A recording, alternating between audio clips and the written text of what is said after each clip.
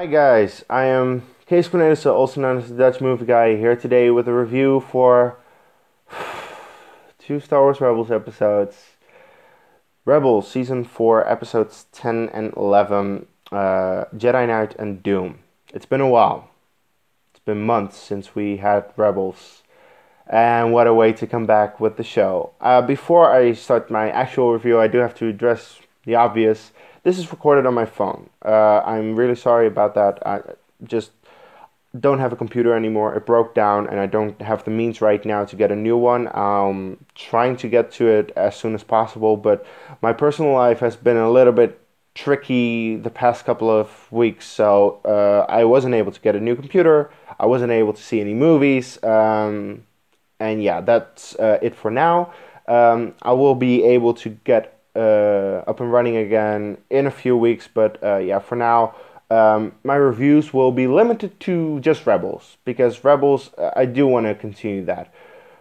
My Rebels reviews, I want to put up because it's the only show that I follow, that I'm passionate about, and that I have reviews for. I mean, I also follow Game of Thrones, which I love as well, but I haven't put out reviews. I tried to start that once, but it really flopped. That's boring conversation anyway, and a topic for another time. Rebels. Oh my god. Look, I don't mean to disrespect to this show at all. These two episodes are some of the greatest episodes of the show, probably. It's just really a dick punch. Because, yeah, spoilers for this episode. Yeah, Kanan Jarrus, he died. And it destroyed me. It really destroyed me. Star Wars deaths always get to me. They always make me cry. They always really destroy me. And this is no exception. This might actually have been the time that it hit me the hardest. Like, for some reason, I knew it was coming. Of course, everyone knew it was coming. If you know a little bit about Star Wars and Rebels, then you know Kanan has to die before the end of the show. But still, oh my god, that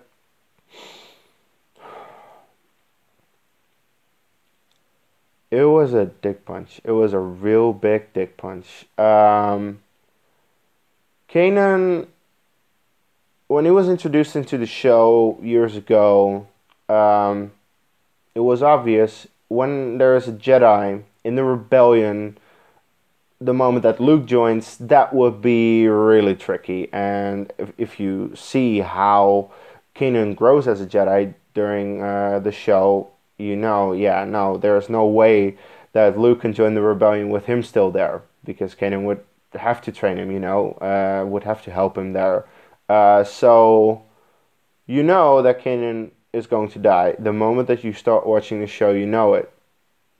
But you're not ready for it the moment that it happens, because Kanan is one of the favorite characters of the show. A lot of people love Kanan, love Hera, love the relation between both of them. It's just those two characters are some of the best characters. I did a poll very recently in the Star Wars Rebels fan group, and I think Hera and Kanan were the two favorite characters, and yeah, that's the reason why people care so much about this show, because they have great characters in the show. The way that they introduced us to these new characters that we've never seen before and made us care over the course of 4 seasons is amazing. And to be fair, Kanan has more backstory than just the 4 seasons of Rebels. He has the Kanan comic as well, of course, named after him, and A New Dawn, where it shows how Kanan and Hera met. And I read those, of course. I did reviews for them on my channel. You can check them out, shameless plug. But the thing is, the moment that I started watching Rebels 2 years ago, it was right after the release of Force Awakens, so it really is about 2 years ago that I started watching Rebels. I was like, oh, this is a cool show. Kanan is a cool character. However, he's a Jedi. He is going to die. And I've had this conversation with a couple of friends, like, the moment that it happens, the question is, how much will you care? The question is, Will you be crying like a baby, or will you be like, oh? Um, of course, the first one was the case. I was crying my eyeballs out the moment that it happened. Even though I knew it was coming. You know, like in every single thing that you could have possibly known about these episodes, you could have known he was going to die.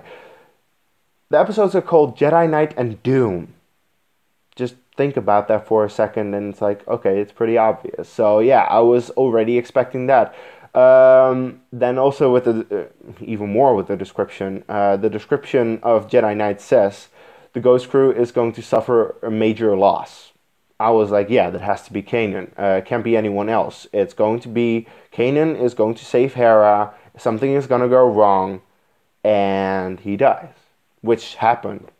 And so I knew exactly that it was going to happen, when it was how it was going to happen, and still it got to me. I was like, I know exactly how it is going to happen, and it's like with Star Wars deaths, they always get to me. But like with Han Solo, for example, who doesn't love Han Solo? He's a great character, of course. But the moment that it happened, I was like, huh, not the biggest fan. I saw it coming from a mile away. I mean, who didn't really? But the thing was like, when it happened, it's like, it's sad, but it's not the worst death in Star Wars. It's not the saddest death in Star Wars. Heck, arguments can be made for the random Ewok that dies next to his buddy on Endor, which is like a really sad Star Wars death. But that Ewok has no character. So why do I care more about the Ewok than Han? Simply because like the Ewok is a shock moment. You don't really see that coming. But still, with Kanan, I saw it coming from a mile away, and I still, it really destroyed me. And I was watching with my girlfriend, who I actually managed to catch up on Rebels, all of it, between the last episode and this episode. I was actually impressed, surprised that I was able to do that. And she actually really likes the show, and her favorite character was Kanan. And she cried. She is not the biggest Star Wars fan, definitely not. But the fact that she gets emotional over that just shows what a great character Kanan is. And to see his arc, um, just his arc in the comics and book, and then the show, how it develops. Like in the comics, he's a Jedi. He is under his master Depa Billaba. Then Order 66 happens. The master gets killed, and then he has to abandon his Jedi ways completely to make sure that he survives. He does that, and for years he does nothing with the Force until he meets Hera. Something happens, and he has to use the Force, and then Hera realizes, okay, this guy is actually a Jedi and he can do more. He just blocked it because, of course, otherwise he would get captured. But then they start like this team of rebels, and that's how Rebel starts. They're a team. They have a couple of rebels, and it's like all of them are really close. And you see that Kanan cares about all of them, and Kanan, in the first episode, is like reluctant to show his Jedi powers, and over the season, as he grows as a Jedi as well as a character, he becomes more a Jedi. He becomes a Jedi Knight, which is a great moment.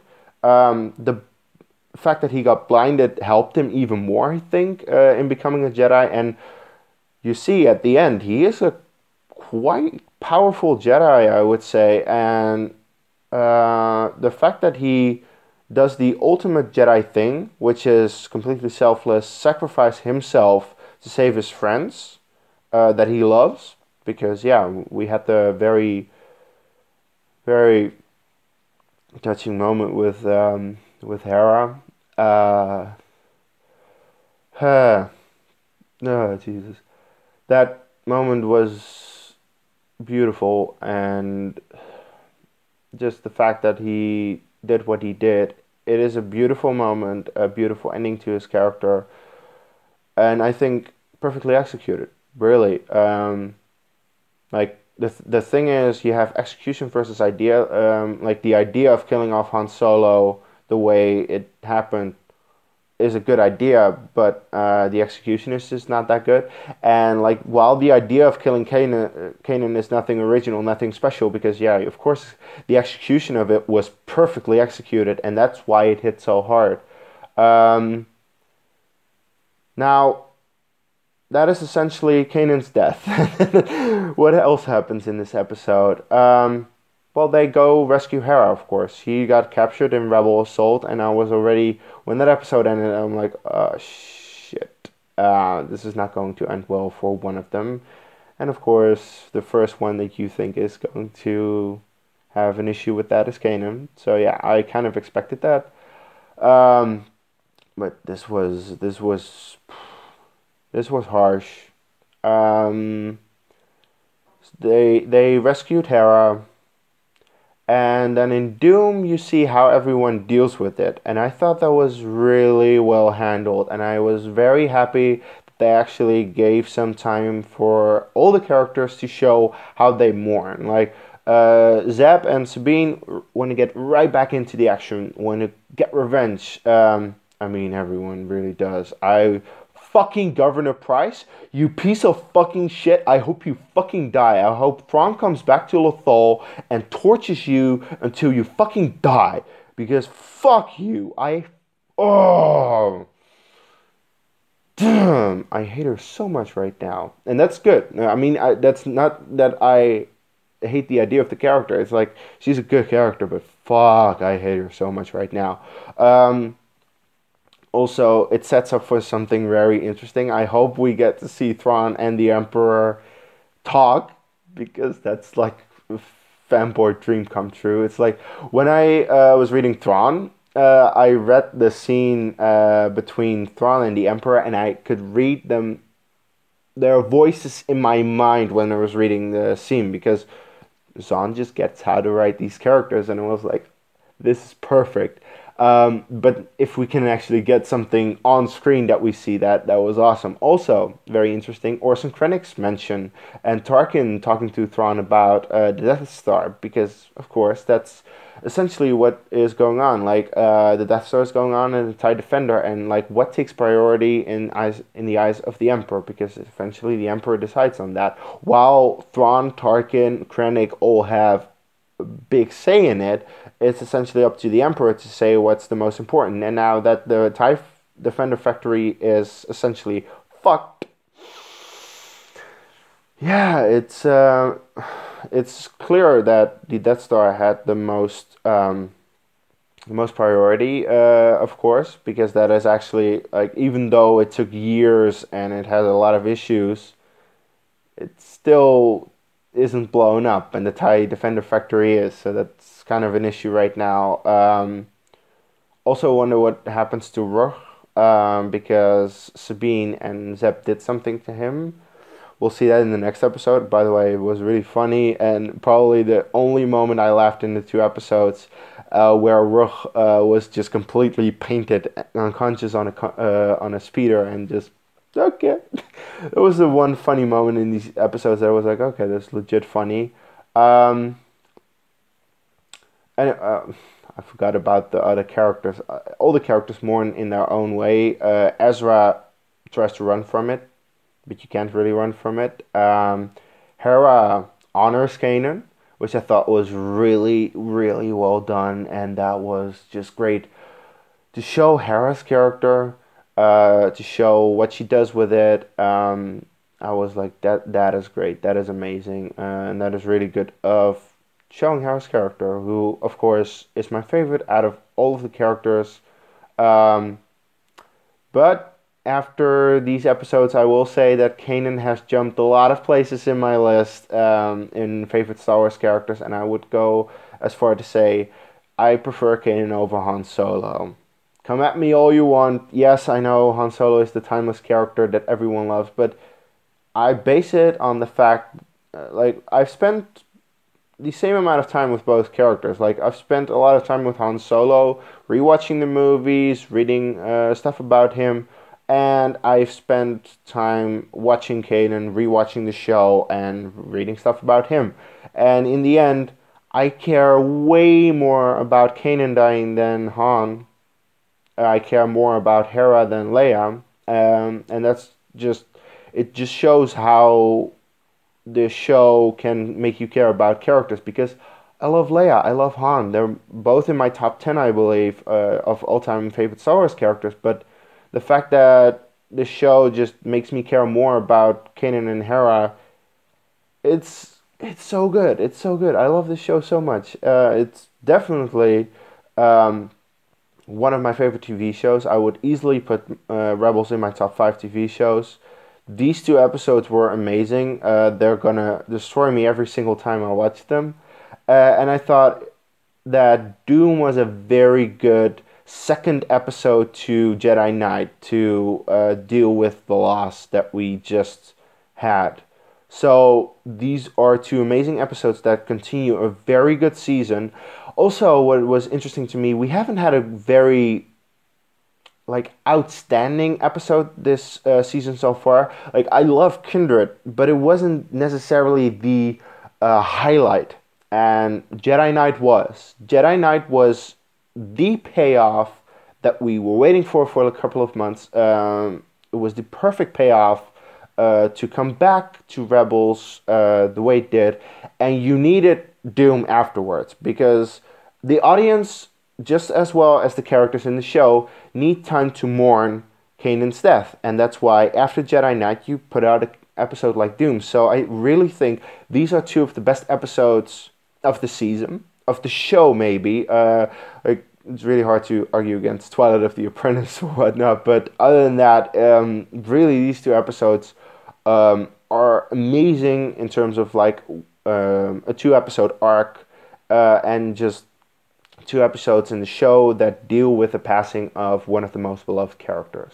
So yeah, I really cannot wait for next week to see what how it continues, and then the week after we're done already. There really is fast. But yeah, we have to end the show. It's going to be a sad moment that the show ends, but I think they have plans for another show, as I've been saying for a while now.